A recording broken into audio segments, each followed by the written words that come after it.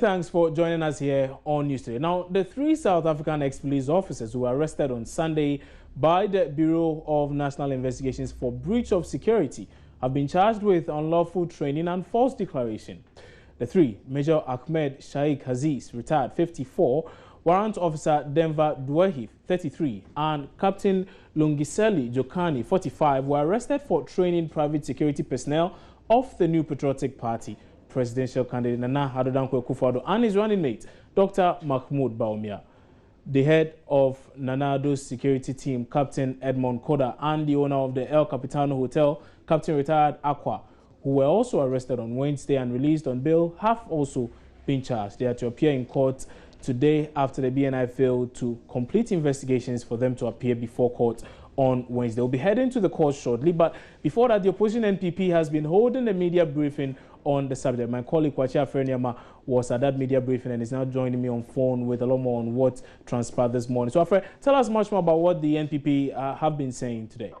Well, the New Patriotic Party says that over a period since last year, the flag bearer and his running mate, Dr. Mahmoud Bawumia, they've picked up the party's own intelligence, indicates that they are at threats or attempts to endanger their lives. And Nana Akufo-Addo and Dr. Bawumia, in fact, their spouses, Mrs. Rebecca Akufo-Addo and Samira Bawumia, are also exposed to this threat on their lives. And this is a more reason why the party thought it prudent to engage the services of these VIP security protection. And in fact, I asked the question about whether or not the party has since reported this matter to the police. They said they haven't. But another key issue that the party raises is that this attempt, this of the South African nationals, is a deliberate attempt by government, the President John Mahama administration, to expose Nana Akufo-Addo and his running mate to danger. And in fact, the party also talked about some interesting information that, for example, the equipment that were brought in by this South African security company was duly cleared by customs official. In fact, the acting national chairman, Mr. Freddie Blay, mentions that they paid an amount of 5,000 Ghana cedis, and it was duly cleared. So they are wondering why the BNI officials would, under this circumstance, arrest the officials, because indeed they went through all the processes. Again, on the charges that have been preferred against the 5 people in this matter, including the 3 South Africans, the party says that it finds it shocking. For example, Mr. Freddie Blay, the acting national chairman, says that conspiracy, the offense of unlawful training does not even exist in the criminal code. And the MPP is making some demands here. They are asking government to, among others, stop manipulating the BNI and also demand that the charges against the 5 men be dropped. Many thanks for that update, Kwachi Afreniama. Let's now head to the NPP headquarters now and bring you live visuals, because the party's acting general secretary, John Boedu, is still speaking on quite a number of issues there. So let's bring you that live feed now. Yes, I can. It's so say.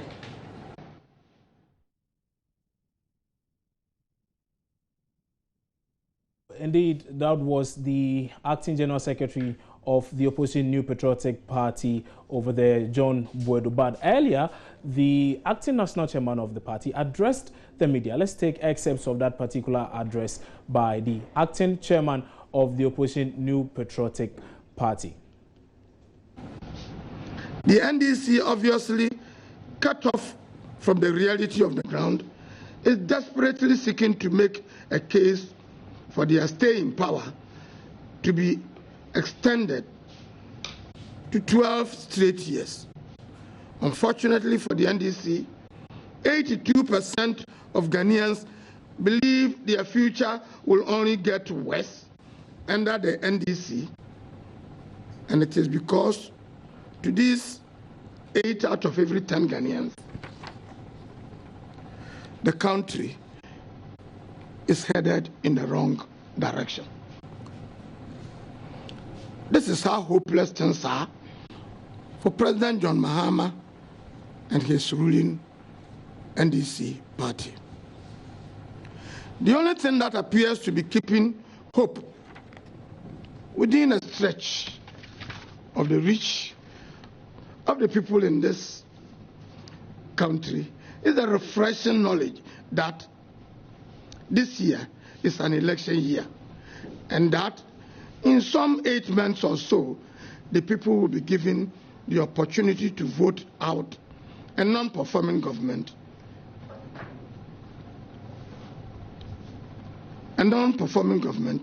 and change for a good government that can fix all that the NDC had broken. And that government that could bring back hope after 8 straight years of misery under the NDC is the New Patriotic Party, led by Nana Akufo-Addo. The MPP, ladies and gentlemen, is the only government that has an unbroken record of coming into government to fix the mess that the NDC leaves behind. We did it in 2000, and we will, God willing, do it again in 2016 when given the opportunity. But as it appears, ladies and gentlemen, that the Mahama-led government main focus is to fix Nana Akufo-Addo and the MPP, rather than fixing the very problems that the president and his party are creating or have created. This, ladies and gentlemen, brings us to why the party leadership called you here today.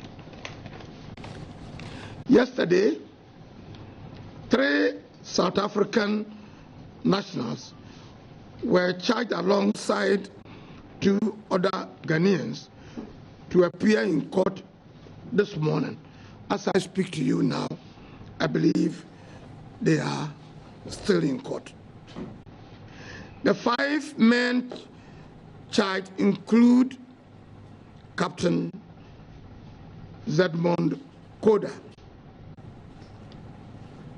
head of security for the flag bearer of Ghana's main opposition party, the NPP. All 5 have been charged with conspiracy to commit crime, to wit, unlawful training. The 3 South Africans, Lieutenant Colonel Chris Hazes, retired, W.O. Denver Dwai Hinedu, retired, and Captain Mungasleli Jokani, retired, are facing the additional charge of false declaration. The 3 South Africans were picked up at the El Catano Hotel at Agunaduaka on Sunday, March 20th, and have been in BNI custody ever since. According to an official release, which were carefully selected and given to pro-government media houses last Monday, and invariably in all cases captioned "Terror Alert," the 3 were picked up for allegedly engaging in acts that threaten the country's security. So those were excerpts of a media briefing held by the opposition New Patriotic Party a short while ago. We'll be bringing you an update on the situation because we are told that those 3 ex-South African service workers there are currently in court. We'll be following up on that and be bringing you a lot more from our correspondent on the ground as well. But away from that, and some members of the clergy are alleging threats on their lives and that of their church members by unknown persons. Now, according to one of the pastors, who is also the general overseer of the Miracle Life Gospel Church, Reverend Gordon Kise, himself and 2 other colleagues have been receiving death threats. Let's get a lot more now from Reverend Gordon Kise, who is joining us on phone now to tell us really what the situation is. Reverend, good afternoon. Many thanks for your time here on News Today. Yes, good afternoon. So can you tell us a lot more about these threats you speak of? Yes, it occurred yesterday around 5 p.m. I received a text message from a strange number. And the number said they were demanding an amount of money from me because they had introduced themselves as armed robbers. We are armed robbers, and we demand this amount of money from you. Otherwise, we'll kill you, we'll kill your family, and we'll kill some members of your church. And you're saying this was a text message that you received from someone you probably do not know? Yes, the number of the text message was there. So he stated the number. He said, I should send the money to that number which was in the text. Has this issue been reported to the police? And you are told that you are not the only person who might have received this particular text message? Yes. Yesterday, as soon as we got the message, we reported it to the police. And the police sent a patrol team to the residence. And then they requested for the number. So they called the number, and the person received it from the other end. And the person said he was speaking from somewhere else and not Accra. And he tried to be very evasive. So after the police left, he sent a second message to say that not even the police intelligence network, nor the media house, nor Vodafone company, because it's a Vodafone number, can unravel this because he cannot be identified. And he demanded the money again on that second message. So the police, as of now, is unable to determine who it is that sends this particular message? Yes, because when they called, they realized that the number wasn't registered. So the person bought a SIM card, all right, but he didn't register the number. So they couldn't use the number to trace the owner of the SIM card. If I may ask, how much was being requested? And really, do you have reason to believe... let me first off find out how much was requested and why anyone, in your opinion, would be demanding such a thing from you at this particular point in time. Well, since the person is still listening to you and I right now, I would not mention the figure, but then rather let you know that he has sent another threat message to 3 other members of the National Executive Council of the Ghana Pentecostal and Charismatic Council. So that brings to 4 the number? Pardon? That makes it 4. 4 of you have been threatened. That makes it 4, yes. We just got another one on the platform who said that he also received the same message, the same content from the same phone number. The phone number is right here, but for security reasons, I can't put it on air. So who are the other 3 members of the clergy you speak of? Bishop S.N. Mensah.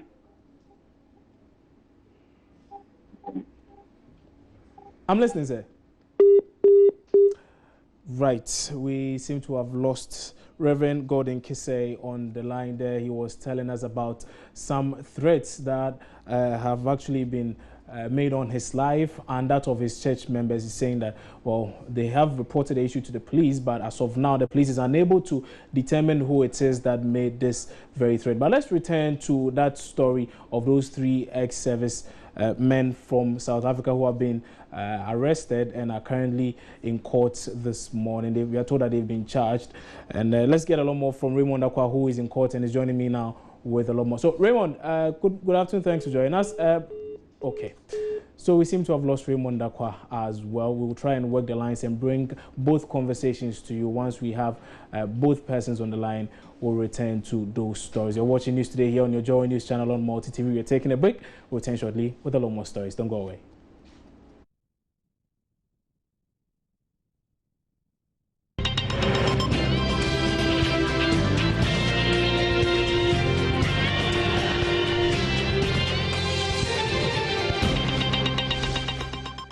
Many thanks for staying here on News Today, and let's return to that story where the clergy, we are told of about 4 members of the clergy who have been threatened by an unknown person and is threatening to kill them and indeed take the lives of their family members as well as members of their church as well. But let's go on to the phone lines now and get a lot more from the police now, and I'm joined over the telephone lines now by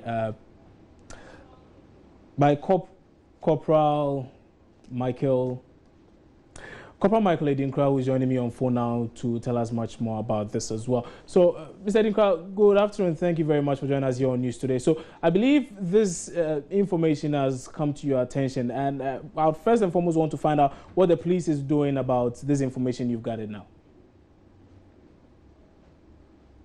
Okay, good afternoon. Right. Yesterday, we received a complaint from one Mr. Tete that he came to the station. Actually, I'm the counter issue for the night. So he came to enlarge the complaint. So quickly, and I called the patrol team to the area. So we went to the house to see Pastor Kese. So on reaching the Mr. Tete told us that the man is busy, the pastor is busy making foreign calls. So we should go so that later when he's free, he will then call the patrol team so that he will brief them on the matter. So I let the patrol team go back and I came back to the station. On reaching the station about 30 minutes, another Bishop Mensah came that he has received the same text message that a group of armed robbers threatened him to give an amount of 5,000 or they will eliminate him and the family or 5,000 members of his church. So I took that a complaint, referred the case to the CID for the night. Then I called the patrol team. So we visited his house, combed the area, then we took his number. He gave his number to the patrol team. So we came back to the station. Then the CID man for the night gave him a statement form to issue his statement. So he said that, okay, it's late. So he's taking the statement sheet to the house so that the following day he will submit the statement. So right. So you're saying all this happened. You're saying all this happened last night, sir. Now, what we want to find out from you. Escort him to his house. By that time, the patrol team has been called to attend to another assignment. So I escort him to his house, then return back. Okay, so if I may ask now. During the night, the patrol team said the area is adjacent to the police station. So they combed the area, they have been combing, they were combing there, they combed there too. This morning that I fell out from the duty.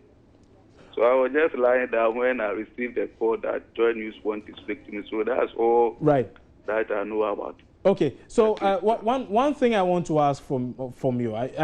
So this is the situation that happened. This is what happened last night. What plans or what measures are being put in place to ensure the safety of these persons who reported this issue to you last night?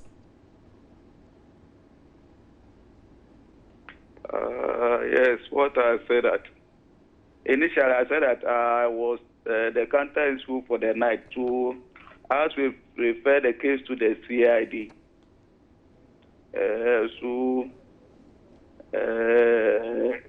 the CID will carry the investigation from there. Right. Okay. The investigation from there where yesterday I helped and we reached there. So as currently I'm close from the house. So if anything, unless the authorities will be in the best position to give the how do I say it? Right.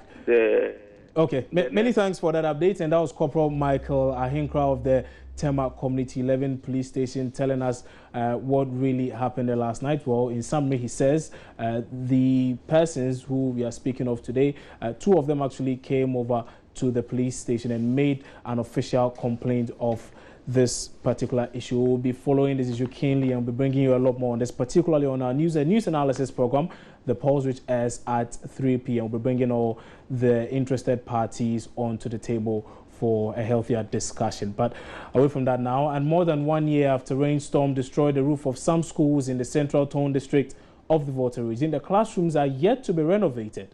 This has forced the pupils to learn under trees and in crowded classrooms. Teachers say this is hampering academic work. School authorities complain efforts to get government to renovate the blocks have proved futile. Joseph Opokugapo was in the community and has come through with this report. The structure I see in the background belongs to the Mafe Civic Catholic Primary School in the Central Tong district. Well, this structure was destroyed and the roofs were taken away in a severe rainstorm sometime last year. The community has invested more than 5,000 cedis in re-roofing one of the 3 classroom blocks that were destroyed. They say they don't have money to continue with the roofing of the rest. The result is that school children are forced to learn under trees here, and also additionally, most of the classes are combined. My name is Agbaji, the head teacher, Sevadier Primary. Rainstorm have blown off 3 classrooms. We are under trees. Some classes are under tree. And then the rest we are managing. We are going down for educational qualifications because of a class of 2. A teacher there cannot hold the 2. So we are deteriorating. The school's population of about 110 pupils now has 2 classes pairing in single classroom blocks. After spending more than 5,000 cedis of the school's resources and contributions from the community to fix portions of the roof, the residents say they've run out of funds. Assembly member for the area, Julius Kalfieve, says efforts to get the district assembly to support the re-roofing of the school has proved futile. I did all what I could. I took the community, about 4 of my elders from the community. We went to meet the member of parliament for the Central Tongo constituency, and in all efforts to get him attend to this issue proved futile. We later also went to the NADMO. Nothing was done. We went to the district assembly. Assurances upon assurances were given, but at the end of the day, nothing fruitful came out of all those engagements. This is not the only school facing this problem. The roof of the KG block of the Mafi Fujolo school was also blown off during the rainstorm. Bushes have now grown all around the block. The pupils now learn under this open structure. Georgina Ayite is their teacher. We are managing because we don't have classroom to teach about. The teachers are concerned pupils hardly concentrate for effective teaching and learning.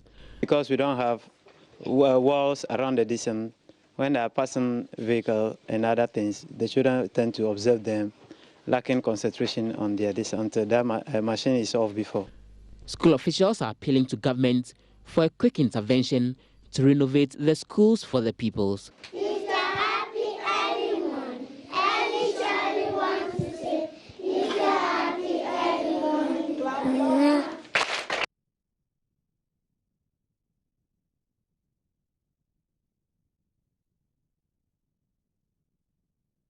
Now, it appears the snakes terrorizing the people of Esianin Point, the Ashanti region, will not go away anytime soon.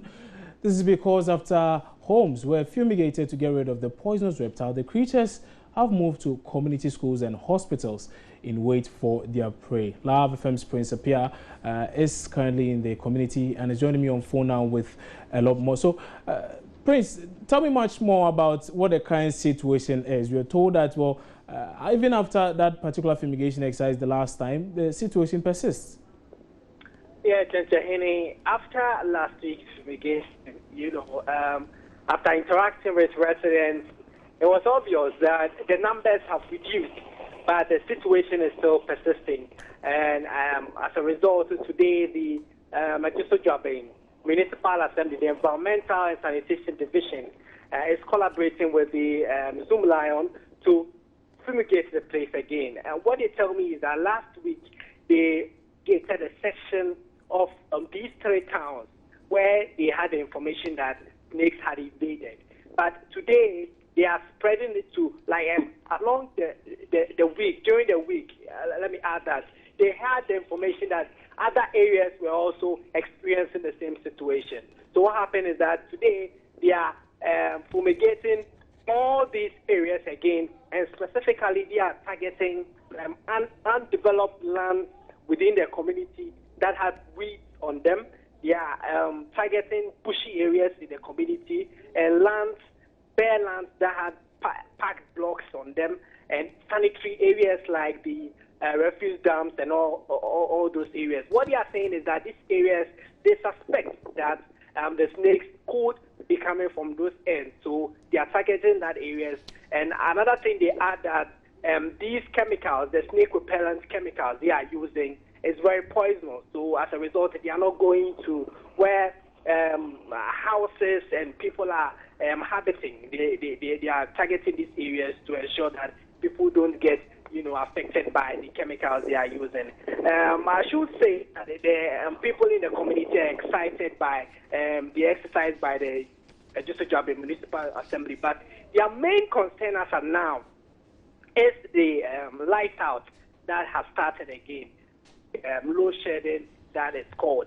What they are saying is that this happens in the evening, and currently the light goes off in the evening all the time. So they are pleading with the ECG and other authorities to ensure that in the evenings they have light at least to be able to take care of themselves. In this particular situation, they might not know when the snakes will be coming, so that nobody is bitten or is bitten by the snakes as of now, because now nobody has been attacked by the snakes, so they don't want that to happen. All that they want is the ECG to help them, spare them from the doomsday for now, so that they can also live happily in this area. Right. Many thanks for that update, Prince Apia, reporting from the Ashanti region there.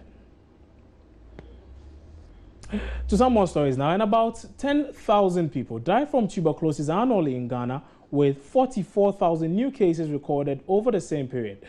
The Ghana Health Service describes the situation as alarming and calls for a conscious effort at demystifying the disease. Now, as the world marks Tuberculosis Day today, Matilda Pomega of our health desk finds out how the issue of stigmatization is affecting the treatment of the disease. Tuberculosis is a communicable disease caused by a bacterium which mostly attacks the lungs and other organs of the body.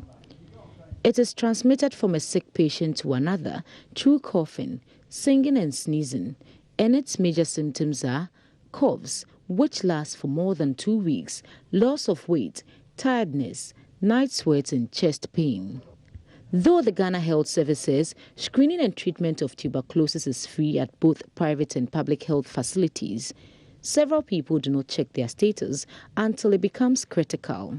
76,000 of these cases are recorded annually, a situation the Health Service describes as alarming. And based on the transmission rate, every year we are adding on about 44,000 new cases.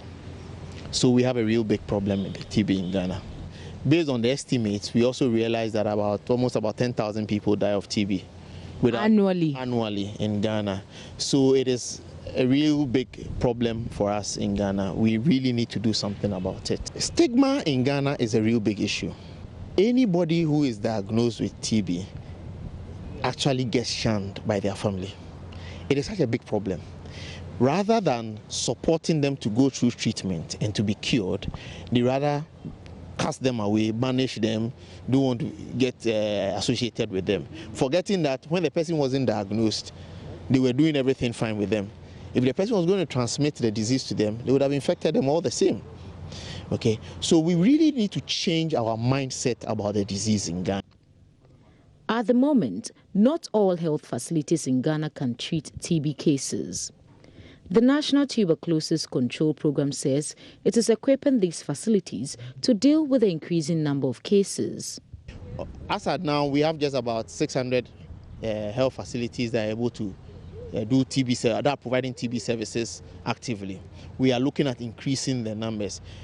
We are looking at decentralizing even more, where they don't have the diagnostic services, we allow them to link with a higher level that has diagnostic services, so they can collect sputum samples and send it to these facilities, and the test can be done and the results sent to them.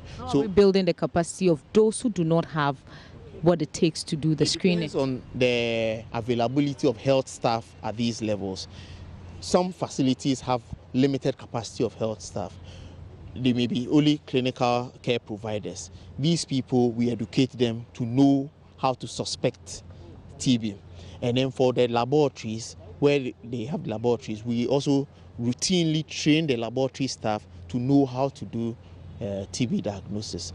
Addressing participants at the monthly health promotion program organized by the Ghana Health Service, stakeholders from the National Tuberculosis Society called on government and other developmental partners to support the fight against the spread of tuberculosis.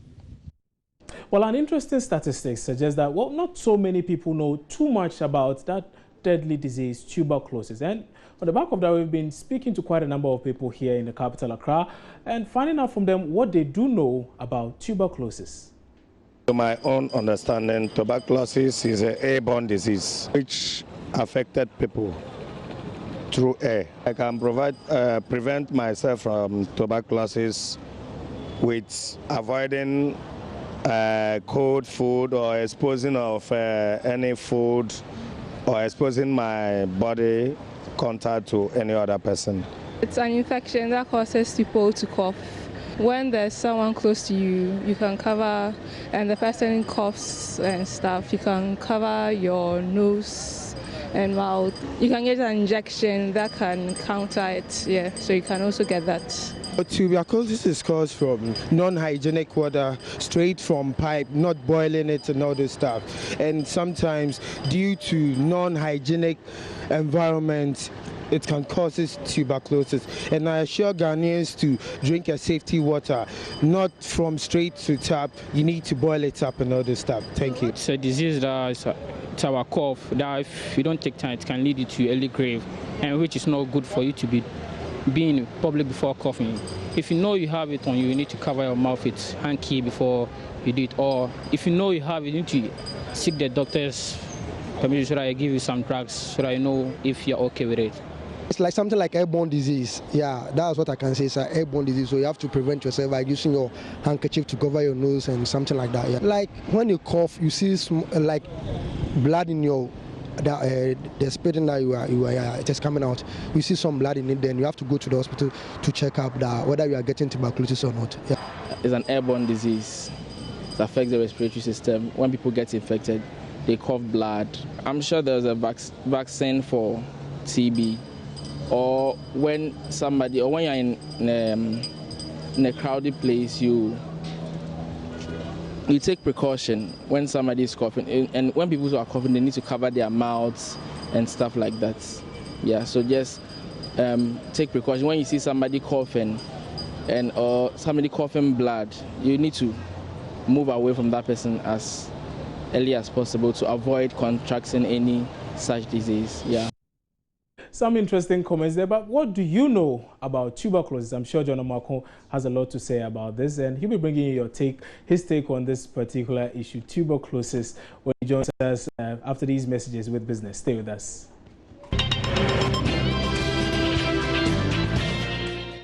Now, from tuberculosis, let's look at how the business environment also is actually faring, and the decision by banks to cut back their lending could lead to the collapse of some businesses. That's the fear of the Private Enterprise Federation, the umbrella body for business associations. Some banks have indicated plans to slow down on lending because of the difficult economic environment, which has affected the repayment of loans. Chief Executive of the Federation, Nana Osebonsu, tells Joy Business this does not augur well for the growth of enterprise. He also disagrees with suggestions that members of the Federation are to blame for the high level of non-performing loans among banks. If you keep your money in the bank and don't pay your lenders and don't pay the service renders, people who have rendered services to you, and you glorify yourself, look at my bank account, I'm loaded with money, when you owe arrears more than your bank account. So that's what we're talking about. Contractors are owed money, service providers are owed money, government owes left to right, almost to the heavens. So if we're going to glorify ourselves and say that, okay, we've done well, let's make the level playing field, pay all our debt to private sector, because in actual fact, private sector is lending to government at no cost to government, and it's not right because they actually reducing the private sector's capacity to perform and compromising the ability to survive. So government saying that, okay, we're doing well, we have done this and that, when the debts to private sector service providers and private sector contractors and all are so hanging in the boats. Because unless private sector continue to do business, it will be come a time the private sector will collapse, no taxes, no services, and then what do? We're always going to go to the foreign. But the foreigners, we make sure that we pay them at even cutthroat rates, which we don't think is fair. Nana Osei Bonsu of the Private Enterprises Federation and the National Insurance Commission has extended to the northern part of the country services of the insurance company. Let's hear this.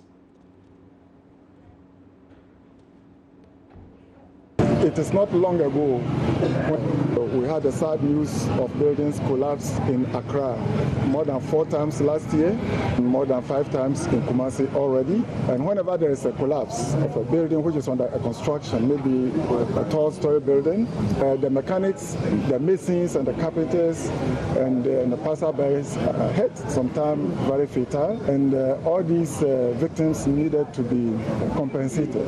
Their lives, those who died, they are gone. They have to be compensated, their family, and those who get injured, their life should continue, and they ought to be compensated. If the building is insured, yes, insurance companies will come to their aid. If the building is not insured, then it's left to the government to help, and which help is not adequate and has never been adequate.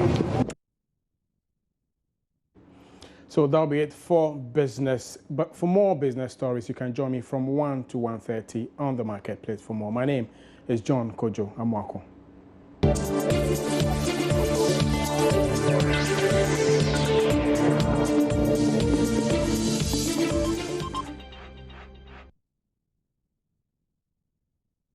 And as I wrap up on news today this afternoon on your Joy News channel on Multi TV, my name is Kwabena Chenche. Remember, there's a lot more news when you visit www.myjoyonline.com.